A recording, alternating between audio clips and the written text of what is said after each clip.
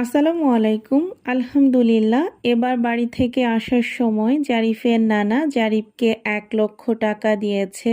তো এতগুলো টাকা দেখে আমি তো খুবই অবাক হয়েছিলাম। আব্বা দেখি যে হঠাৎ আমার রুমে এসে এই ব্যাংকটা দিচ্ছে আর বলতেছে যে এখানে ১,০০,০০০ টাকা আছে। তো এই টাকাগুলো আমি জারিফকে দিলাম। আর এখানে ব্যাংকটা দেখে অনেকেরই কোশ্চেন থাকতে পারে। তো ভাইয়া আসলে আব্বার কাছ থেকে রিসেন্টলি বেশ কিছু টাকা নিয়েছিল। তো সেই টাকারই কিছুটা ভাইয়া এখানে আব্বাকে পরিশোধ করেছে।